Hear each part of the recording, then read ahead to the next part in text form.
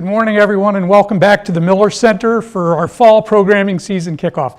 It's great to see everyone, and a big shout of thanks to our whole programming and production team for a great fall calendar. If you look ahead, you'll see events on affirmative action, 2 events on China, an event on nuclear deterrence, and a major conference on the American presidency featuring a main stage panel at the Paramount for the Democracy 360 conversation, among others. And so a big shout out to Christina, who leads our team, and everybody who you all know, and please thank them on the way out. And we kick off today with an event on the future of the GOP. William Faulkner once said, "The past is never dead. In fact, it's not even the past." And for a party that fashions itself on conservatism, that seems appropriate. They're trying to conserve something. The leading candidate to be the next president is the past president. And yet, there are debates that are roiling the GOP. President Trump was quite successful in championing and winning victories on some major conservative priorities: cutting taxes, cutting regulation, appointing federal judges across the federal judiciary, as well as 3 Supreme Court justices who, among other things, overturned Roe versus Wade. And yet he was a disruptive president in many regards, including Republican orthodoxy. He wasn't in favor of the international system built by Republican President Dwight Eisenhower and championed by Republican Presidents Richard Nixon and Ronald Reagan. He also upended conventional Republican wisdom on issues like immigration. And, of course, he was twice impeached and now 4 times indicted. For me, what captures the great debate going on in the Republican Party is the debate among Republican candidates not named Donald Trump. And there was a terrific moment in that debate when Mike Pence, Donald Trump's former vice president, turned to Vivek Ramaswamy and said, "We don't need a new national identity." And he rattled off a list of things that he thinks speak to the American people: faith, freedom, optimism. And he said essentially, we need a government as good as its people. And if you look at the other Republican candidates, they seem divided on that issue. How much is this a war for the soul of the American people, where one side has to win? Or how much do each of these people think they can unify the country around a common vision?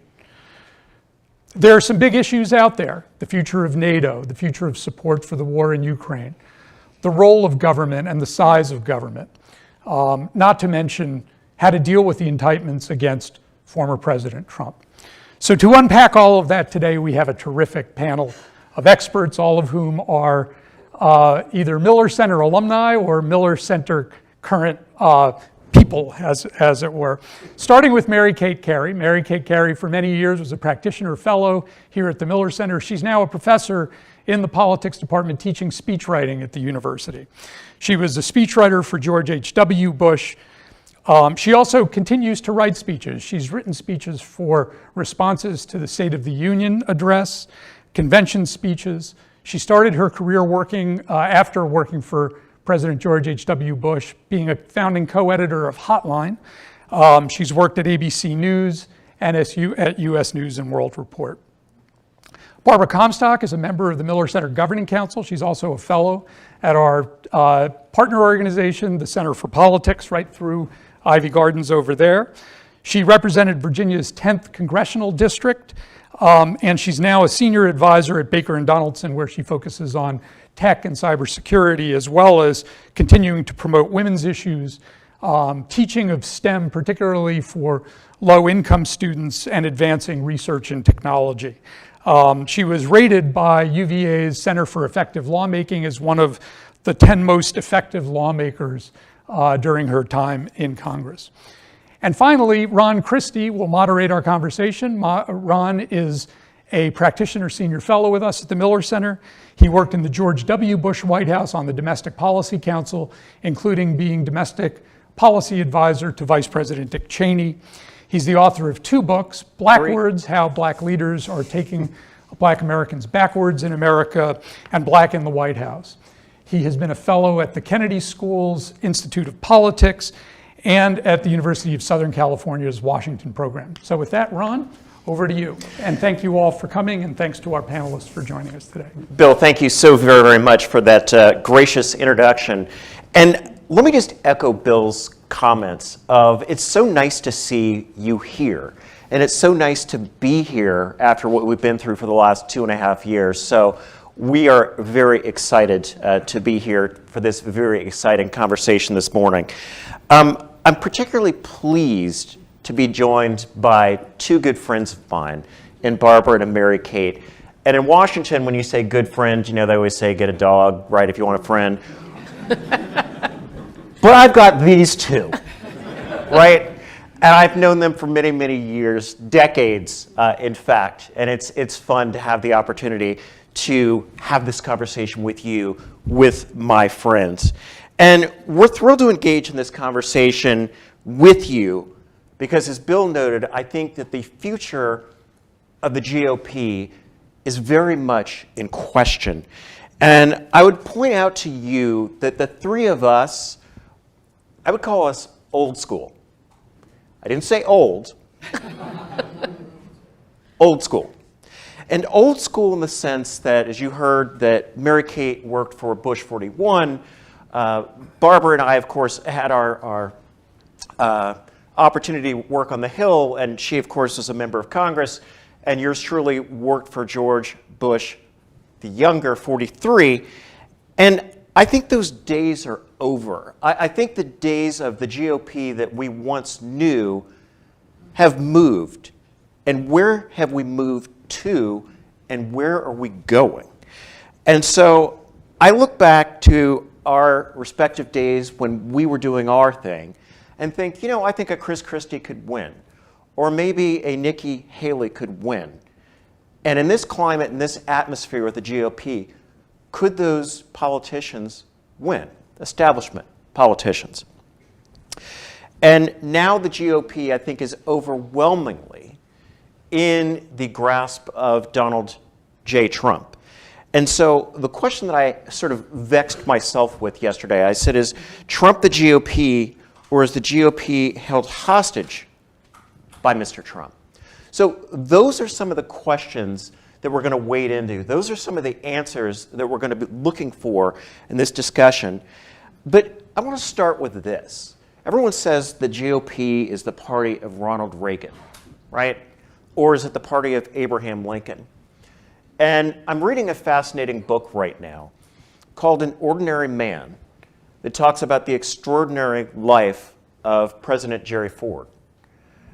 And you look back at President Ford, gracious, decent, humble.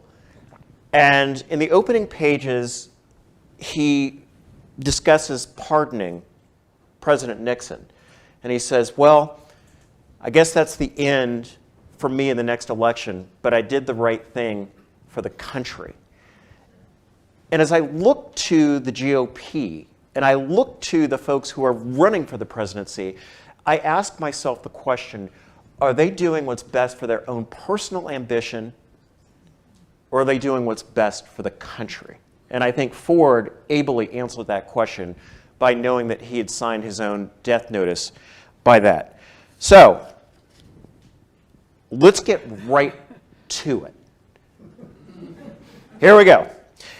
I'd love to hear from both of you about what you think the future holds for the GOP. What does the future look like for the GOP? And I'm going to start with the Honorable Barbara Comstock. Well, I don't think a re-elected President Biden should pardon Donald Trump after he is, because he won't show any contrition. But to be on a positive note, I do think the future of the Republican Party will be with governors. I actually was at an event yesterday morning for our Virginia governor, and a young woman who was trying to decide where should she work, and she was saying, where should I go to work? Go on the Hill for a senator, or work for our Virginia governor? I said, hands down, go work for the governor. I had been in the State House, the Virginia General Assembly, before I was in Congress, and I said, by far, I enjoyed, working in the General Assembly instead of Congress, and I knew when I went to Congress, having worked in Congress, that I enjoyed working in the General Assembly much more. A lot more happens there, and that's where our presidents, and I think, that's where more of them come from, and I think that's where the successful, Republican presidents will come in the future. And I think after we are washed of this disaster that has been the death of 1,000 cuts from Donald Trump that has caused us to lose since 2016. And let's look back at it. Since 2016, Donald Trump did not even reach getting the popular vote that Mitt Romney got in 2012. So both in 2016 and 20, Trump did not get the popular vote that Mitt Romney got in 2012. So we have not won the popular vote, Republicans, since 2004, when George Bush got the popular vote and won it. So the Republican Party has not been a majority party since 2004. The people who've been winning the popular vote are our governors, people like Chris Sununu in New Hampshire, people like Kim Reynolds in Iowa, people like Chris Christie in New Jersey, a blue state. Our governor here in Virginia, who is popular, is over, he's in the 50s at least. Governor Kemp in Georgia, who is a very popular governor, got attacked by Donald Trump.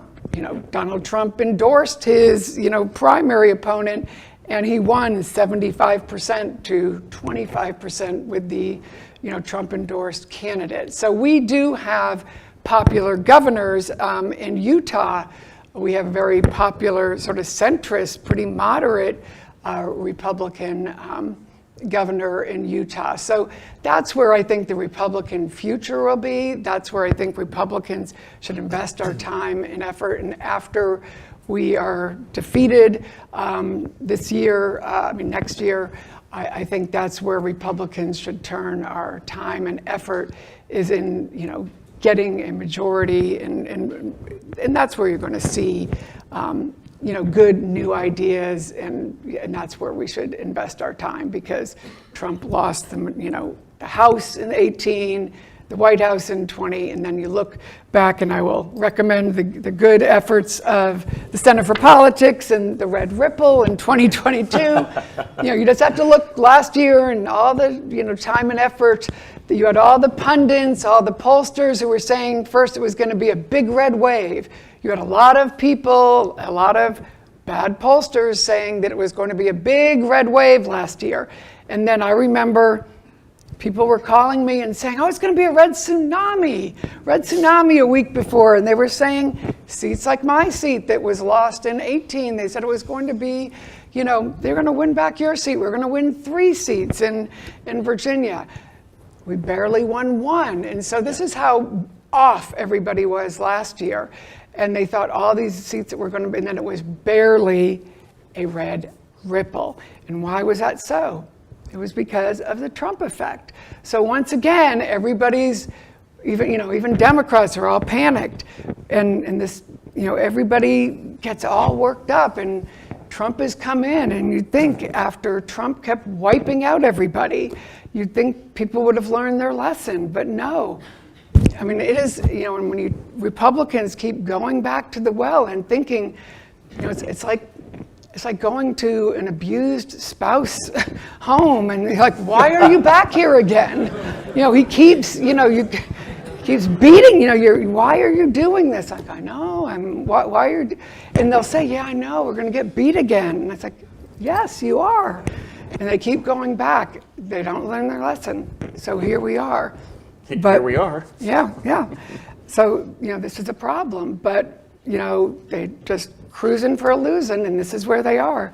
So, but, I think the future is with our governors, and that will be a good thing, because we do have in the state houses, I can tell you we have some great up-and-comers in the Virginia State House that we have some bad guys there too. We have a guy who's, now running again, who is in Congress, who got stories about him. Well, I won't even go into it, but we have some good people. Yeah. So We'll leave it there. yeah. Okay. The Honorable Mary Kate. No one's ever called me that. I would say, yes, of course, the pipeline goes back to Obama starting in 2008 when he was not campaigning at the state and local level for their candidates. And I believe it was somewhere around 1,000 seats that the Democrats lost nationally during the Obama era. And we are now reaping the benefits of that, to Barbara's point, that the number of governors and state houses that are now bearing fruit in the red states, I think that is absolutely the part of the future of the party. In general, I would say that the future of the Republican Party is full of opportunity. I'm an optimist myself. I see all kinds of good things ahead for us. At the more granular level, I think Joe Biden especially is tremendously vulnerable for any number of reasons, including his age. But I think as more of this corruption comes out, the shell companies, the $20 million, this to me, I mean, I was a kid during Watergate, but this seems to me to be far worse than anything at Watergate. And I'm amazed that the national press is not reacting more strongly to some of these allegations. So I think Biden's very vulnerable. Second is, I think the better we position ourselves with a positive, forward-looking agenda, one of the best things that happened in that debate, there were many good moments, as Bill was pointing out, some of the things that Mike Pence said, for example, but the thing that people didn't react poorly to with Vivek Ramaswamy was in his closing when he said there's a hunger amongst the American people for a sense of purpose in this country. And I think a lot of people feel that way. And when you look at the issues, especially, that I think play towards the Republican side, I think that the Democrats have gone very, very far left to their own detriment on education, on crime, on the border, on security, on the economy, on the size and scope of government, the spending, the national debt. The list goes on and on, where I think the Republicans have a real opportunity here, especially if they do what I say in my speech writing classes, if you can tie these policies to the founding values of this country. I think there's a real hunger for that right now. And that it goes, that's authentic to the conservative brand, is to couch things in terms of the foundational theories of this country, whether that's liberty, freedom, rule of law, individuals versus the government, things like that. I think that provides us a tremendous opportunity. And then the more recent thing that I've started picking up on is two things. I've thought for a long time that Trump very well captured the forgotten man, as he put it, across the country. It's continuing to build. I think more and more people feel forgotten, whether that is because of the opioid crisis, something my boss, I think, started but didn't see the ramifications, which was NAFTA and this unbridled free trade and what that did to our manufacturing base. Things like that. You saw David Brooks's op-ed in the New York Times a week or two ago, where he said, "Are we the bad guys now?" And it was him suddenly coming to this realization that that most Americans resent the elites who are running this country. And for David Brooks, it was this lightning moment. And I was sort of like, where have you been? Yeah. Did you not see this even 5 years ago? And then this song by Oliver Anthony about the rich men north of Richmond being #1 on every platform. Yep. And what a sort of primal scream that is from that same coalition that right now is holding tight to Trump. But I think there's an opportunity for a non-Trump candidate to capture that coalition, and I think that is absolutely a winning coalition, because the anti-elitism in this country is exponential right now, and a lot of it is because of Biden and Hollywood and big tech and big big government, and I think that plays well for conservatives. Let me pick up on something that both of you have said, and Barbara, let me start with what you mentioned. I think that the laboratory for a winning presidential candidate is going to come from a state house. And if you look back in 1992, right, there was some gentleman from Hope, Arkansas that we'd never heard of, who then comes and seizes the nomination from those party elites and wins. And I think that's, Barack Obama obviously was a phenomenon in and of himself, but the likelihood of you getting elected for the presidency from the United States Senate, I don't think is as high, but I do think that you're right that it's going to come from the State House. And Mary Kate, I think it's interesting to me that the Trump voter is almost like what you saw in the Bernie Sanders voter, right? Oh, yeah. The Washington elitists, the people who don't listen to us, and they just sit in their own echo chamber and they do their own thing, and we've had enough. I dare say you're not going to find too much divergence between the anger of a Bernie voter or a Trump voter and that last cycle. But let me get to it with you all. Do you see a candidate that's on the current stage for the presidential debates that we just saw the other week who can beat Donald Trump, or is this Trump's just runaway train that he's going to just go off into that good night? Barbara. Boy, I don't know. Did Mike Pence give his sort of kind of attack on the faux populism speech yet, or is he just talking about it? I don't think he's given it yet. But he's talking, because we've always had these sort of populism, the populism of Trump on the right and Bernie on the left. And I guess Pence is going to, after dealing with, kind of being part of it with Trump for 4 years now, he's going to say, hey, we can't do this, while he was part of it.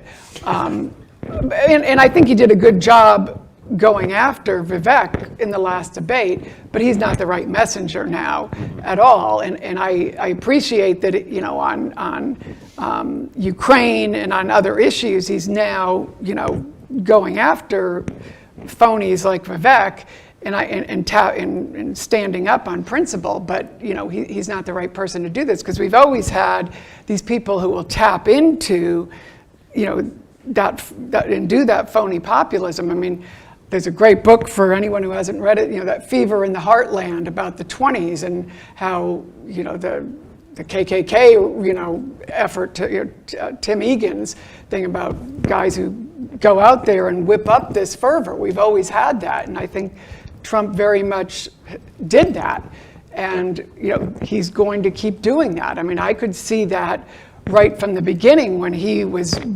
doing that, because all of a sudden he unleashed what was,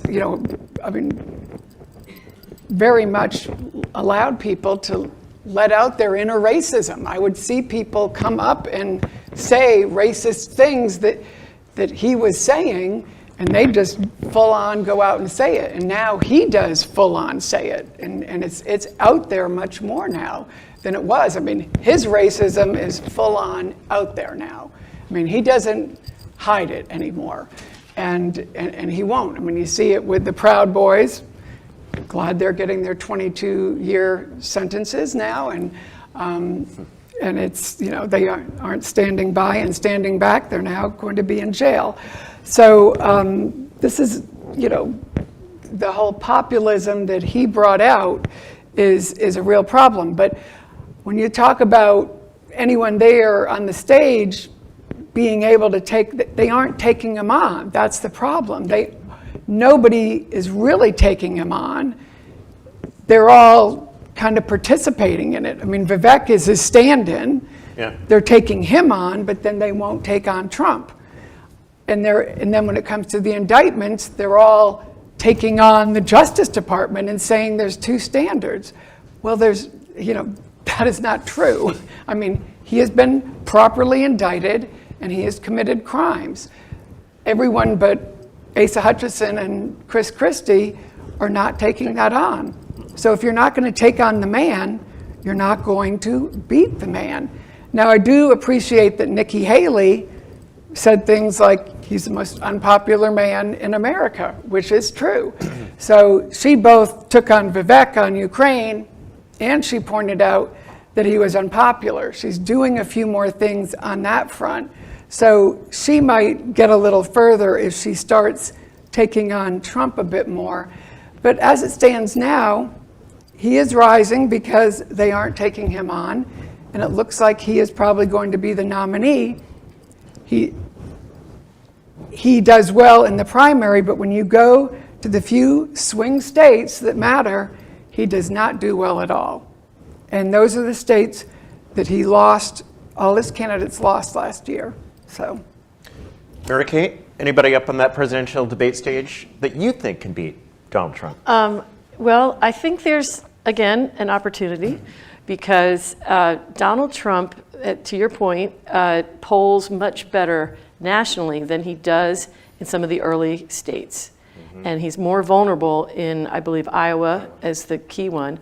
But I think there's, what could change between now and then is he will be in court a lot.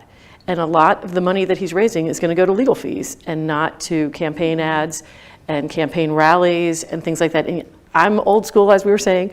I think you have to campaign for the vote. And I think there's a battle for every vote. And we would be smart to try and win that battle for every voter and not rely on demographics and things like that to assume how people are going to vote. But he's the polling that I saw this week, I believe it was CNN or AP, was that the majority of voters do not want either Trump or Biden. No. And I can say that's true of people my age. I can say it's true of the students in my classroom. It is across the board.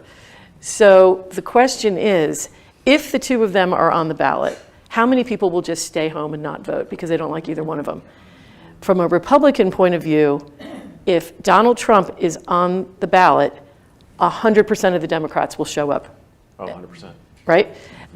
If Biden's at the top of the ticket, I'm not sure 100% of the Republicans show up to vote him out. I think they would sort of shrug and not. So that's problem number one. And I think that's probably the best argument if people were trying to talk him out of running. And by the way, he was quoted this week quoting Yogi Berra, saying, "It ain't over till it's over." He will not, somebody asked him, "Do you think it's locked up that you're going to get the nomination?" And he said, "I'm not willing to say that yet." And there's a lot of things that could change. One is how much time and coverage he gets for being in front of a courtroom from now for the next year.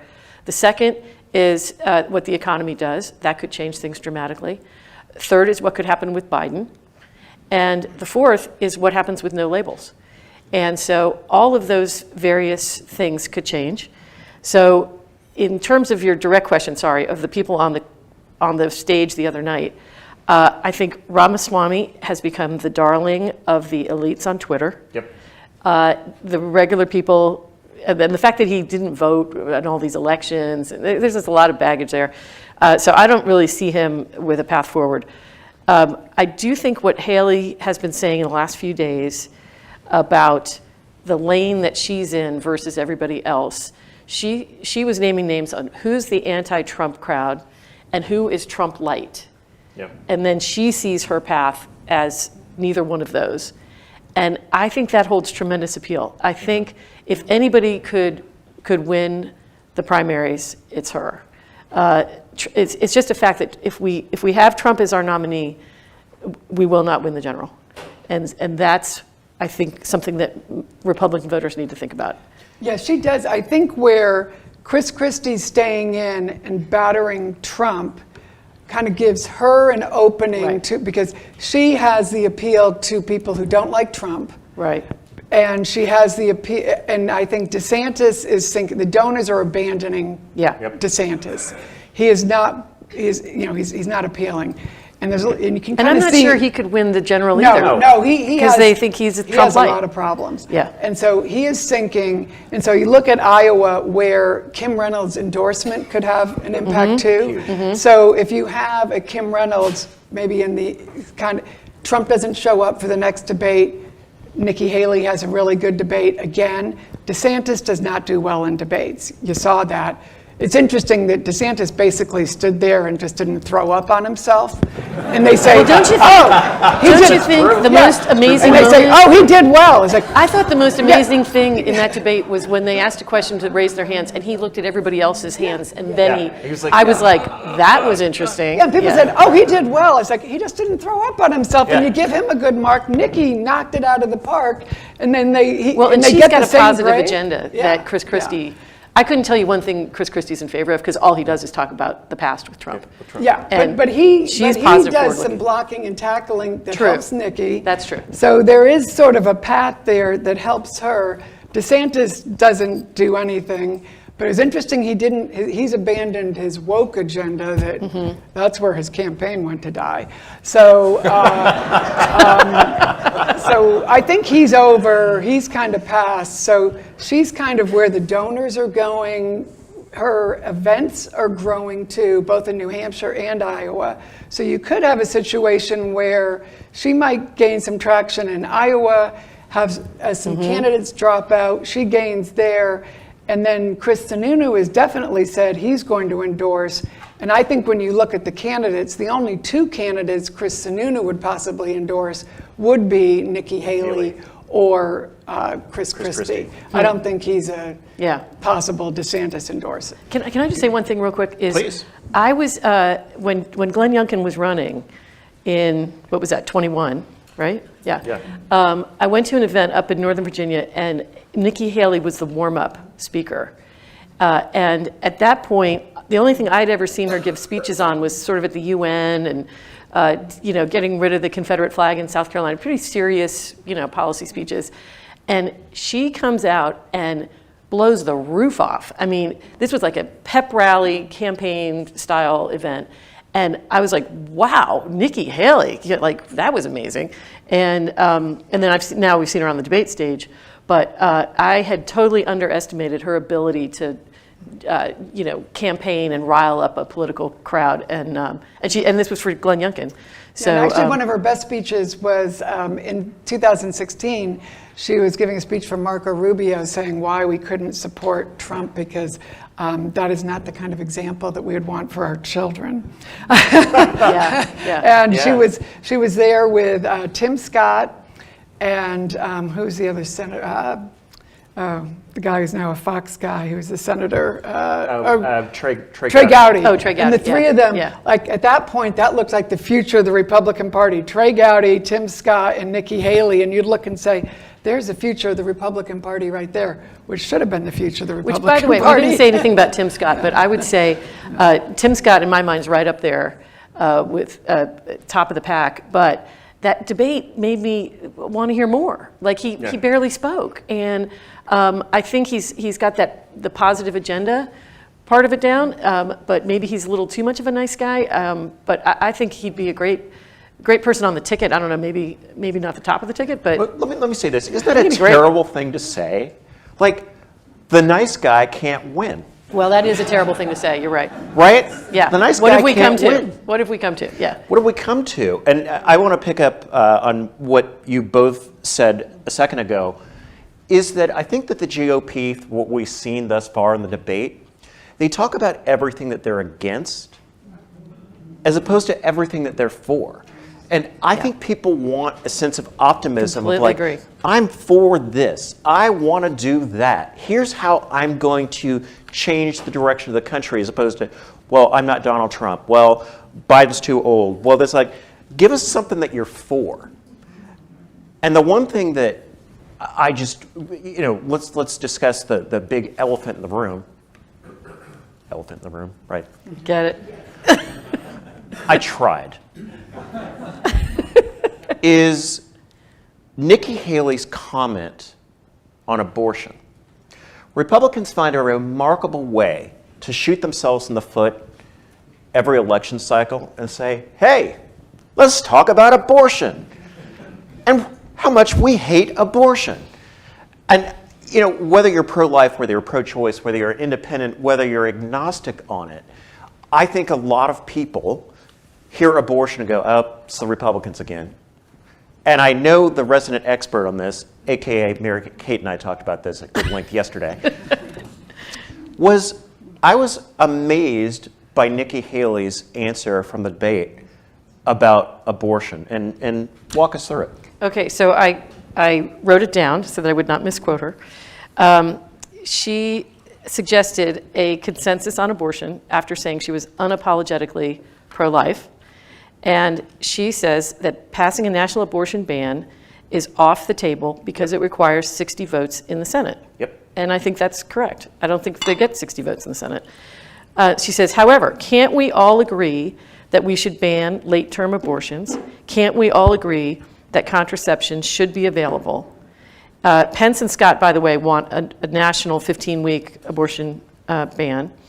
And the polling from Gallup most recently is that 55% of Americans, 52% of women, said abortion should be illegal in the second 3 months. So legal in the first trimester, illegal after that. Only 37% said that it should be legal all the way through. So the Democrats are far from the middle of the road on this. And I think if you look at the other, and I wrote this column about this. I also wrote a column on Trump and Sanders being two sides of the same coin, like 10 years ago. But I wrote another one years ago that was the Western industrialized democracies in Europe pretty much all have legal abortion for the first 3 months. After that, not legal, except they will make exceptions for the life of the mother. And so, so that goes sort of back to the original, remember during the Clinton administration, safe, legal, and rare, and how that was their mantra. The Democrats have gotten far away from safe, legal, and rare. And I think that's where the majority of Americans are, and the polling is showing that. And it's the two extremes of probably 15% on each end who want a complete ban on all abortions or abortion on demand up to the minute of birth. Those would be the two extremes. The rest of America, I think, is in a gray area, and I think that's where safe, legal, and rare could be something that everybody could agree with, and you could start with first trimester legal, and then after that, exceptions for life of the mother. And that's basically what she's calling for. Yeah. And I think that is a compromise position that could be something that starts the ball rolling. There's so many things for us to get to, but we obviously want to get to your questions and your opinions. But I have to turn to Barbara on this, because when we talk about the future of the GOP in 2024, we spent so much time talking about the presidency, right? Well, there's a House of Representatives and there's the United States Senate. And in the House of Representatives, to gain the speakership, Kevin McCarthy agreed to a package that said that you can vacate the chair. In other words, you can kick the speaker out if one member of Congress decides that they want to bring that privileged motion up. So part one question to you, Barbara, is do you think that McCarthy is going to walk a super thin line and they'll allow him to keep his speakership, or do you think they'll throw him out? And the second part of the question is, you know, one of my favorite Bruce Springsteen songs is 10th Avenue Freeze Out. You've seen Mitch McConnell over the last couple of month maybe, freeze up on television. And when you talk about the future of the GOP, is Mitch McConnell, who's 81, who's older than President Biden, be the future of the GOP leadership in the Senate, or are we going to move on? So, I toss those to you. Well, listen, I'm a big Mitch McConnell fan because I mean he has been even with his hit his head health. Actually, I hit my head last year. I fell and hit my head, so I know. And I had a car accident 2 weeks ago, so I know that health challenges and issues. But he has been, on Ukraine. He has been solid and a leader, and God bless him. I think it's great he's there because he has been leading on that issue and bringing his Republican caucus along on that, and we need him there. And I am glad he's there, and I think he's been a great ally on that. So I think he is going to stay, and and bring Republicans along on that. And he's been a great leader there. So we need him, and I think he will stay the through his term. In the House, one of the best friends that Kevin McCarthy has in staying Speaker is the fact that Matt Gaetz is the one who's going after him. There is no more loathed person in Congress than Matt Gaetz. No. So if that's the person who's going after you, that kind of unites the other 434 people to be for you. Oh, so 100%. If he's the one who's, that can pretty much unite. It's terrible that that's what he had to do, and that was an ugly spectacle at the beginning of the year, and that he's now threatened, that Matt Gaetz is threatening that again is really outrageous. And the threatening of the government shutdown or the impeachment, which is ridiculous. And I'll give kudos to Ken Buck, who is probably some congressman from Colorado, who is in the Freedom Caucus, very far right, probably not somebody who I'd usually give kudos to or agree with on a lot, but he has gone out publicly and saying there's no basis to have an impeachment of Joe Biden right now. I think he is correct, and there hasn't been a case there, and he is making that case as a former prosecutor himself, saying there aren't facts there, and I think he's right. And you're not going to have, there's at least 5 Republicans who are going to say, don't do that. And I don't think this is what, if you're a Republican in a swing district, which Ken Buck is not, but if you're a Republican in a swing district, you don't need that aggravation right now. Impeachment is not the thing that's going to help you get reelected. So Ken Buck is doing favors for Republicans in swing districts by saying, let's not do that. And I certainly hope there won't be a government shutdown this year, because if Virginia, right now we have elections going on in Virginia, and I know as somebody who had to run in Virginia in 2013 when Ted Cruz decided he wanted to shut down the government, and I was on the ballot then, and I had people screaming at me that they were not going to vote for me in the State House if they didn't open up the government. I said, hey, that's not me. I'm not shutting down the government. I said, I don't care, it's Republicans, and if they don't open up the government, I'm not voting for any Republican. I said, please do not do that. Fortunately, they opened up the government, and I won by a whole 422 votes, even though I had nothing to do with it. I was up about 9 or 10 points, and then boom, I was barely surviving 3 weeks later, thanks to Ted Cruz's government shutdown. So that's what happens. So anybody who cares about Republicans winning the State House or the State Senate, which I can tell you, up in Congress, they do not pay attention to, they do not care about what happens to the Virginia State House or the State Senate. So probably our governor should go talk to people in Congress, probably his delegation, remind them of that. On the McConnell question, I do think that you can still be grateful to a number of people in Washington for their service and their lifelong commitment. I think that's why people were upset when Ramaswamy said all the people on the stage were bought and paid for, and they were all public servants. That's so disgusting. But having said that, so I'm grateful to Mitch McConnell. I'm grateful to Dianne Feinstein. I'm grateful to President Biden. I'm grateful to all these 78 to 85-year-olds who are still in office. But it really is turning into a bit of a gerontocracy. Yeah. I don't think it's a good look for our country. I think our allies are delighting, our enemies are delighting in this.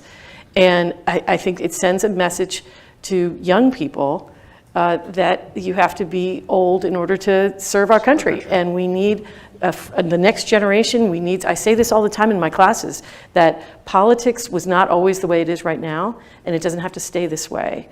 And it takes young people who are dedicated to the future of our country to step forward.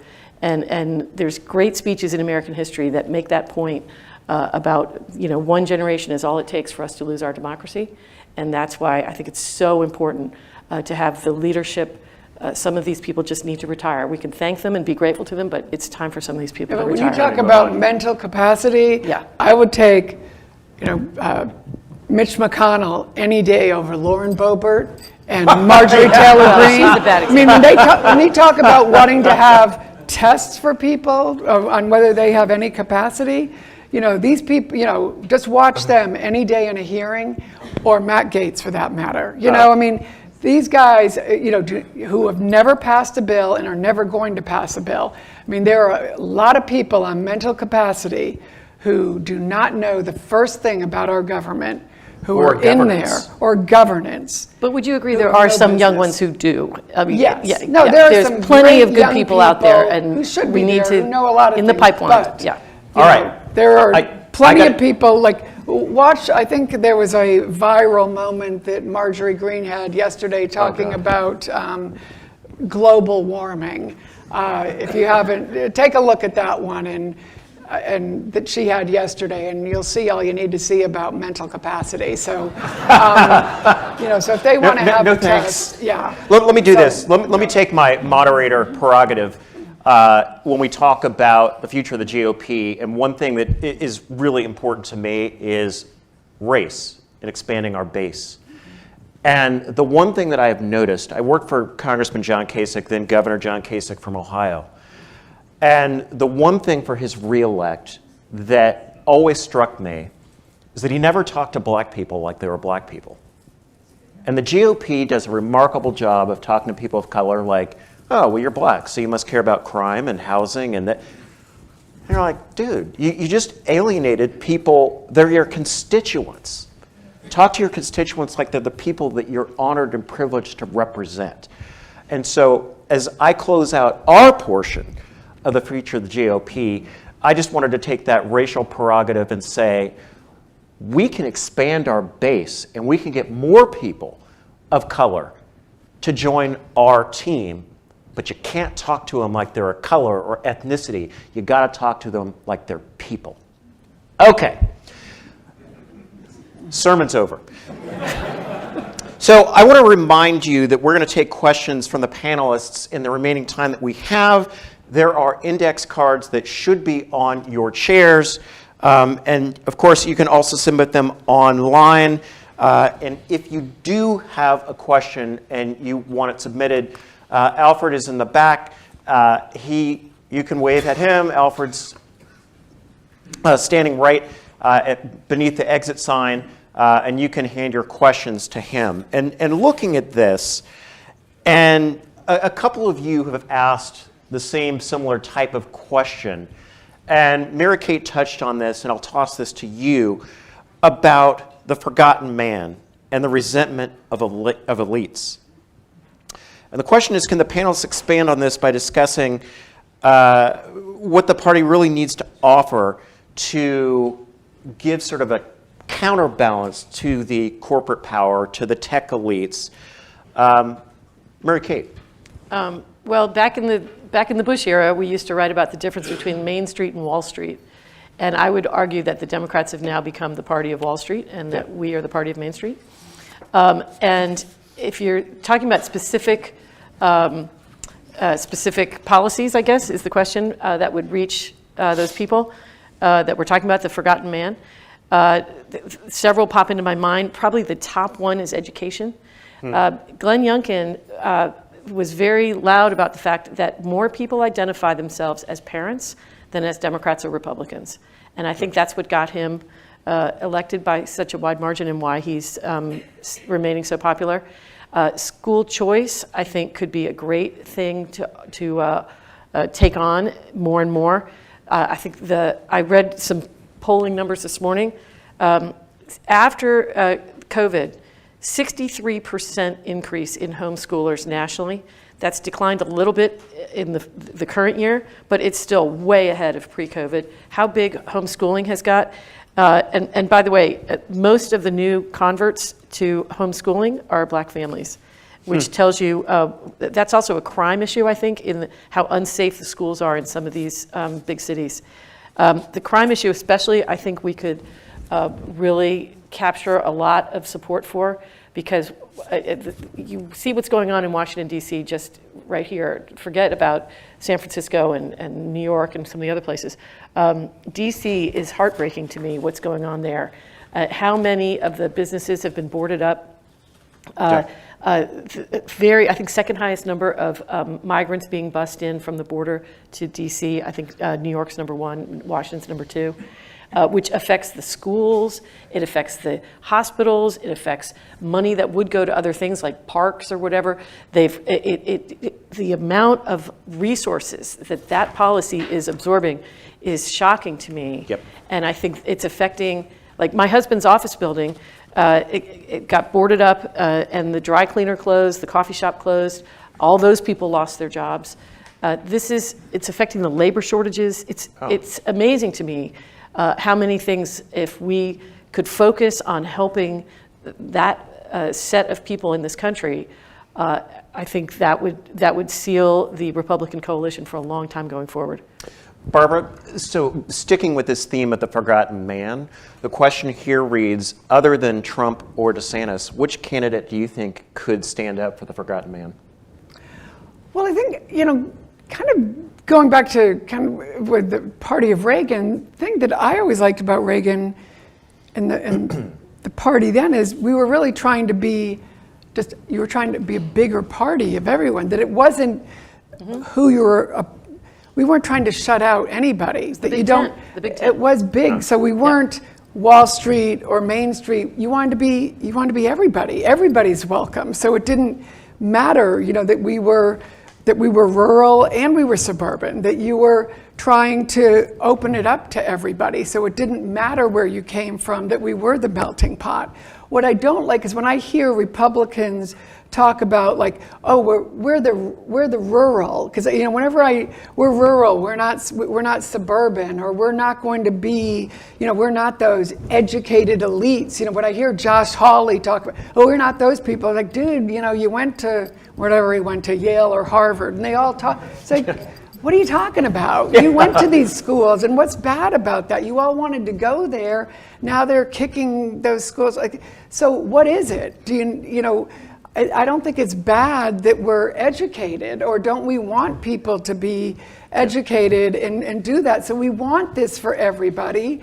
And not that you have to go to those schools, because one of the great things that I think we're doing, and I was part of this when I was in the State House. We made more jobs that you don't have to have a college degree for, but then we also so that you can get into the workforce. But then once you get into the workforce, we make it possible that you get college degrees too. So we make it possible that everyone can get out there and be earning a better living. You get a job, but then you want, so you can get a cyber job by just having a 2-year degree. But then once you get in there, we make it possible for you to get a college degree. So we're trying to get everybody into the workforce, but also get, continue to have lifelong learning. So this is good, but this whole reverse snob factor that we have. By the elitists. There's nothing wrong with education, and there's nothing bad about not having a degree. So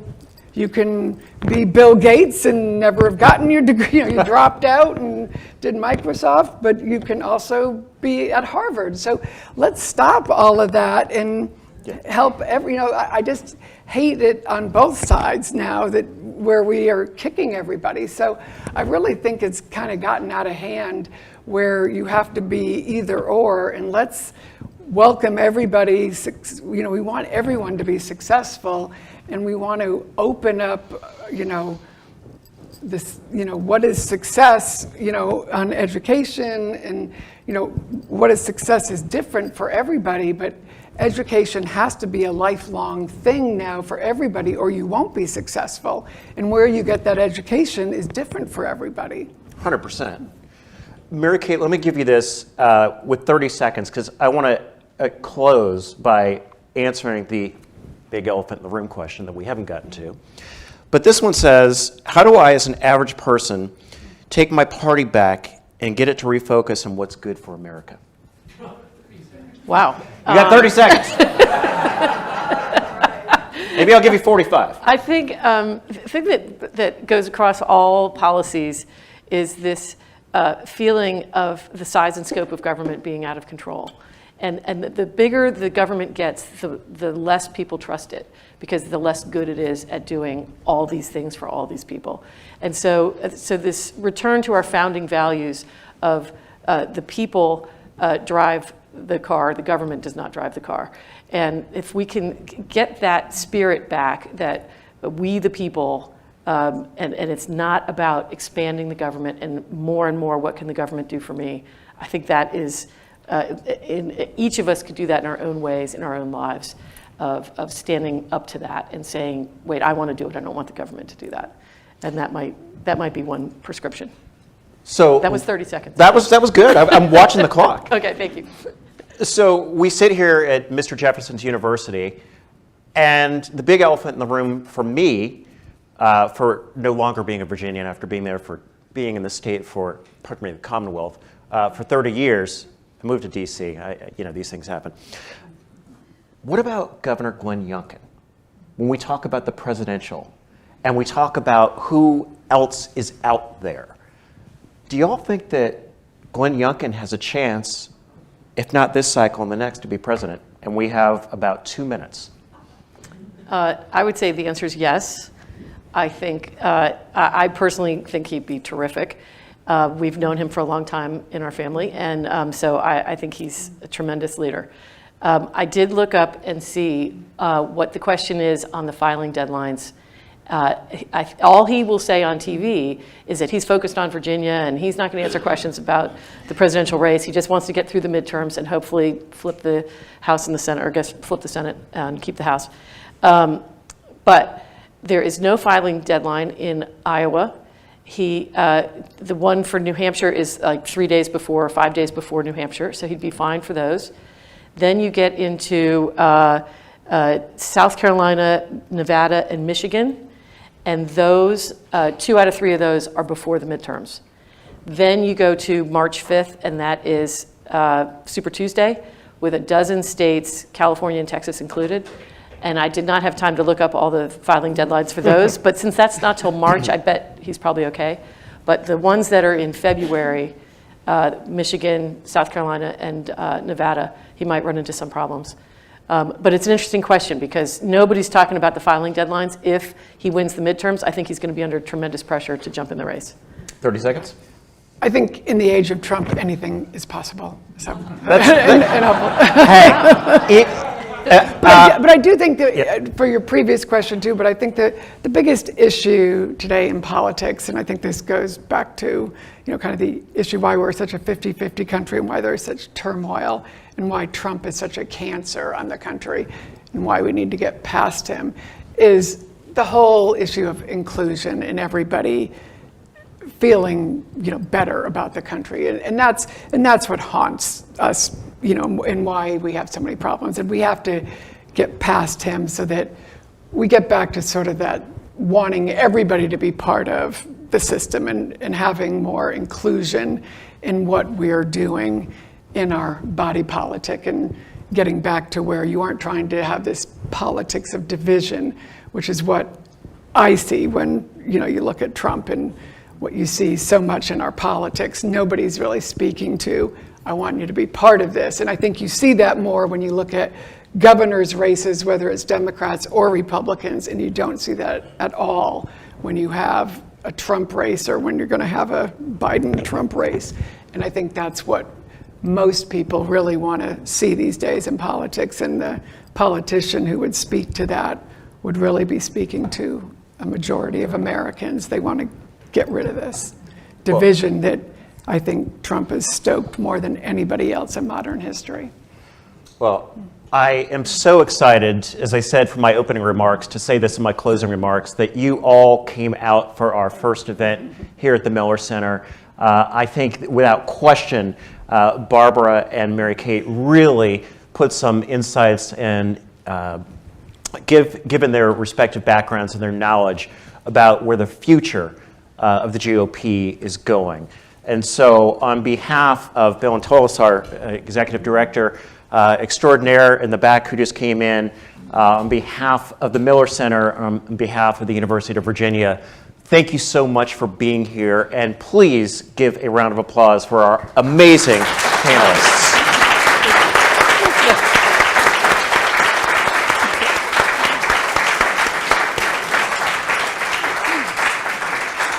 That concludes our program for today, but please come back to the Miller Center website for upcoming events this fall. We look forward to seeing you very much in the very near future. Thank you. Have a great afternoon, everybody.